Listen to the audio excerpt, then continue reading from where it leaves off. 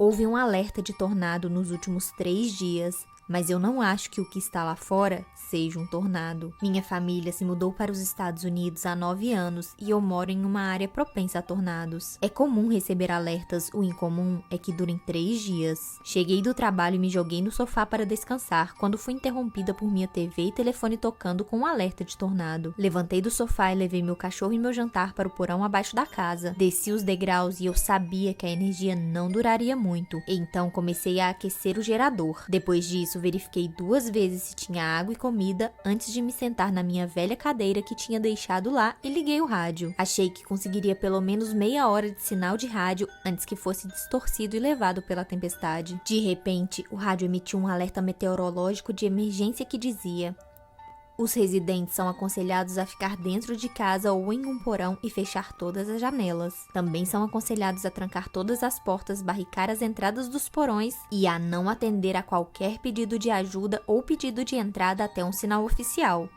Fique seguro e boa sorte. O rádio desligou no momento em que a chuva começou a cair. Já passei por várias tempestades e tornados, mas nunca na minha vida me disseram para trancar minhas portas ou não atender a qualquer pedido de ajuda ou pedido de entrada. Aquilo foi estranho. Acabei adormecendo e fui acordada por volta das 3 da manhã com a Mel latindo e rosnando na porta do porão. Ela nunca latiu em tempestades, apenas para pessoas na porta ou outros cães. Subi as escadas e encostei a orelha na porta do porão, mas só ouvi a chuva e trovões. Foi estranho, o tornado já deveria ter passado, mas ainda não recebemos um sinal oficial. Quando eu estava prestes a voltar para minha cadeira, eu ouvi o rangido da minha porta da frente se abrindo. Eu esqueci de trancá-la. Mel começou a latir mais alto e depois a casa ficou em um silêncio por um momento. Aproveitei esse tempo para colocar uma tábua de madeira entre as maçanetas, tornando quase impossível abrir a porta por fora. Mas então eu ouvi passos. Eles rondavam minha casa. Era difícil identificar onde eles estavam e meu pânico só aumentava. Apaguei a luz do porão que havia deixado acesa. Mel tinha se acalmado, mas ainda estava rosnando. Foi então que eu notei que os passos haviam parado. E aí houve a batida. Um estrondo sobre a porta do meu porão, batendo e batendo contra ela. Eu sabia que não podia deixar entrar quem quer que fosse. Deve ter sido sobre isso que o rádio havia avisado. Gritei para que a pessoa saísse da minha casa imediatamente. Então, as batidas na minha porta pararam. Tudo ficou quieto por alguns minutos, mas o silêncio foi quebrado quando ele falou: você precisa me deixar entrar. É muito perigoso aqui fora. Eu não sei quanto tempo eu vou aguentar. Fiquei perplexa. Parecia a voz do meu irmão, mas eu não o via há anos. Ele nem sabia onde eu morava. Eu sabia que não era meu irmão, mas outra coisa. E ainda assim eu respondi: João? Ele respondeu implorando para que eu deixasse-o entrar e que precisava me ver. Mas a voz mudou e eu sabia que não poderia abrir. Ele então disse que era perigoso lá fora e que a tempestade estava forte. Por fim, ele gritou frustrado, pedindo-me para deixá-lo entrar e começou a bater na porta novamente. Bateu por um tempo e depois ficou quieto por algumas horas. A tempestade continuou, aparentemente sem um tornado. No entanto, fiquei surpresa ao ouvir meu rádio ligar, dizendo que o alerta meteorológico de emergência estava cancelado e que os residentes estavam aconselhados a deixar seus porões para proteger as propriedades. Mas percebi que a transmissão parecia diferente. Além disso, eu ainda podia ouvir a chuva e trovões acima de mim. Embora eu não tenha respondido a mensagem, meu rádio continuou a dizer que eu poderia sair. 3 dias se passaram sem que a tempestade acabasse ou meu rádio falhasse. Essa coisa, seja lá o que for, ainda está por aí, ocasionalmente batendo na minha porta para me lembrar. Isso é tudo por enquanto, mas vou atualizando vocês se eu conseguir. Até lá, me desejem sorte.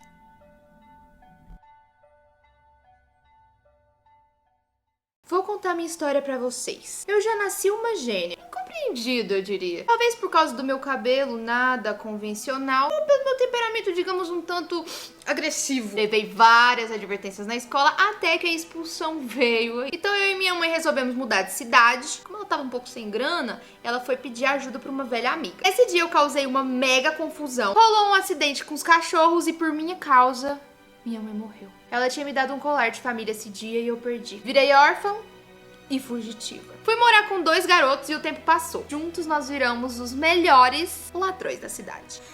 Eu fazia os melhores disfarces. Moda sempre foi minha paixão. Eu era muito boa nisso. Consegui um emprego na loja mais fashion da cidade. Tá, foi de faxineira, mas eu sabia que uma hora eu ia conseguir uma promoção.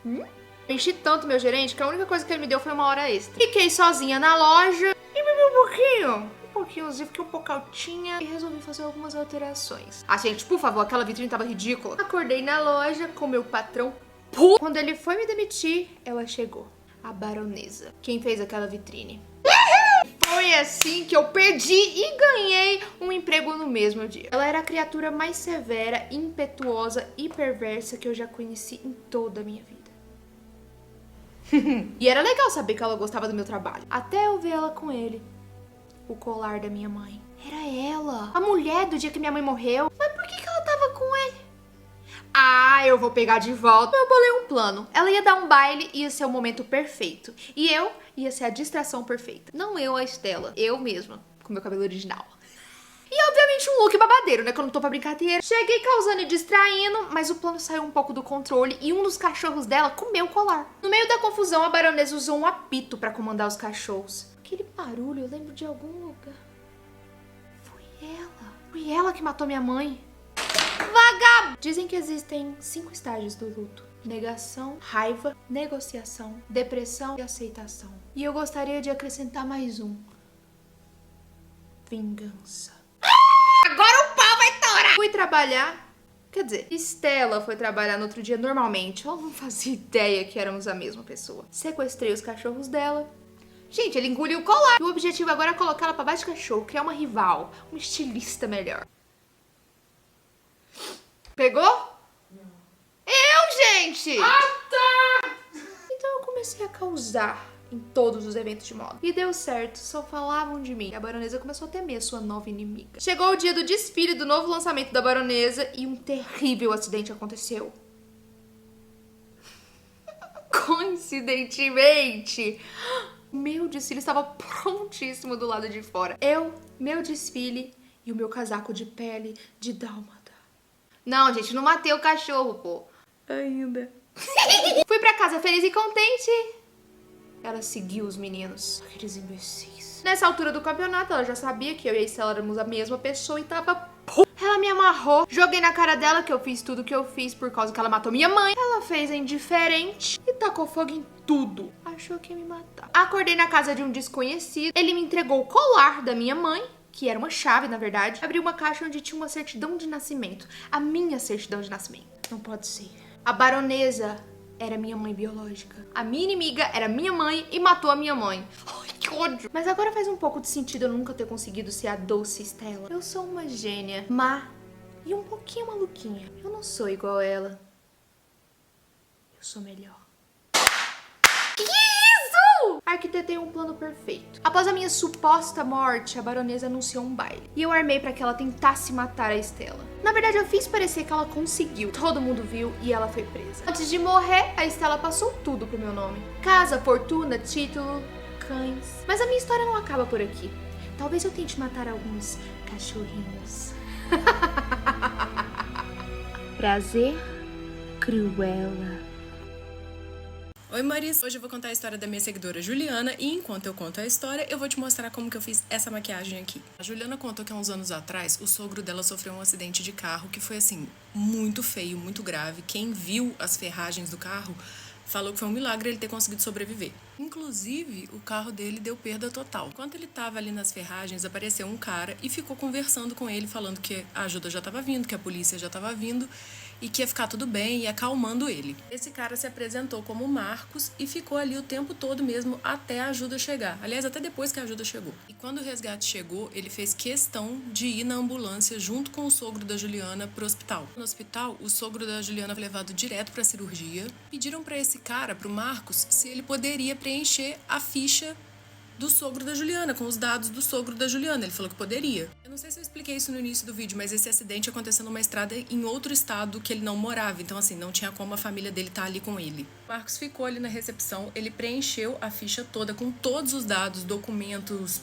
endereço, tudo do sogro da Juliana. Mas na parte de acompanhante, ele só colocou o primeiro nome dele, mais nada. Ele foi lá, devolveu a ficha na recepção. Quando a enfermeira notou que ele não tinha colocado os dados dele, foi atrás dele pra pedir pra ele preencher. Ela já não encontrou ele em lugar nenhum, ninguém sabia dele. O cara sumiu, como se ele tivesse sumido no ar, assim. O cara simplesmente desapareceu. Quando o sogro da Juliana saiu da cirurgia, falaram com ele, desse cara, né, que tava com ele o tempo todo. Falou que se lembrava do Marcos, mas que ele não conhecia esse Marcos. Era só alguém que tava passando ali no momento e ajudou ele. O pessoal do hospital ficou sem entender nada.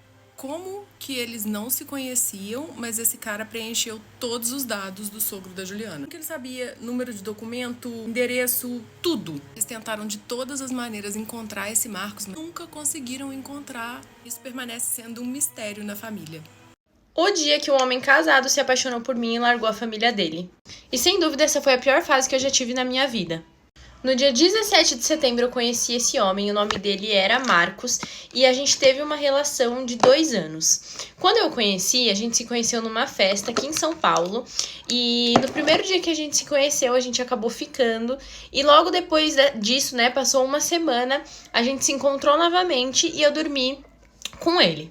Eu não sei explicar pra vocês, mas desde a primeira vez que a gente ficou foi muito diferente. Eu senti algo inexplicável e ele também. Então depois disso, depois da primeira semana que a gente dormiu junto, a gente se apaixonou. Foi algo muito rápido e a gente não parou de se ver. Então a gente começou a se ver todos os dias.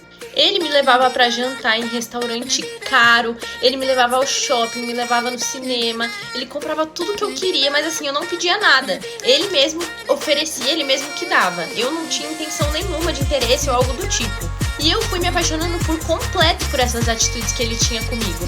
Até que depois de 2 meses que a gente ficou direto, ele me pediu em namoro e obviamente, como eu tava muito apaixonada, eu aceitei. Com o passar do tempo eu fui apresentando a minha família pra ele, os meus pais, toda a minha família na verdade. E eu achava um pouco estranho, porque ele nunca falava sobre a família dele, ele não gostava, parecia que ele não queria que eu conhecesse a família dele. E isso foi me chateando um pouco. E eu ficava pra ele, eu falava, amor, como assim você não quer que eu conheça a sua família? Você me pediu em namoro, a gente tá tão feliz. E ele falava de casar comigo, gente, de ter planos, morar junto. E eu ficava muito assim, tipo, como que você não quer que eu conheça a sua família, sabe? E eu achava um pouco estranho, porque ao mesmo tempo que ele não apresentava a família, ele não me apresentava muitos amigos. Parecia que ele me apresentava amigos que ele não tinha muita afinidade. E eu também tava começando a suspeitar disso. Até que nós fomos em um evento do trabalho dele, só que era muito restrito, só algumas pessoas iam. E uma amiga dele do trabalho chegou no meu ouvido enquanto a gente tava um pouco separado, ele tava um pouco distante, e ela falou assim no meu ouvido, cuidado, ele não é quem você pensa que ele é. Gente, eu nunca vou me esquecer dessas palavras, lembro até hoje. E aí eu fiquei com isso na minha cabeça e decidi começar a pesquisar várias coisas. Gente, eu joguei o nome dele no Google, pesquisei rede social. Mas assim, eu tinha ele em rede social, eu lembro que eu até postava foto. Ele não gostava muito quando eu postava foto, mas eu postava algumas coisas. Só que eu nunca fui de marcar ninguém, então eu não marcava ele. Mas eu fui atrás e pesquisei muito sobre a vida dele. Até que eu encontrei uma notícia com a foto dele, com o nome dele, só que o sobrenome não era o mesmo. E eu fiquei muito intrigada, e era uma notícia do trabalho dele, que ele trabalhava muito com banco, com finanças, coisas assim. Então eu pesquisei o nome verdadeiro dele, e quando eu menos espero, gente, eu encontro uma foto dele com a família dele. Só que ao mesmo tempo eu não sabia que era família, e decidi esperar. E aí eu falo que parece que é Deus, porque no dia seguinte eu recebi uma ligação da esposa dele, né, da época, me xingando muito e chorando, falando que eu destruí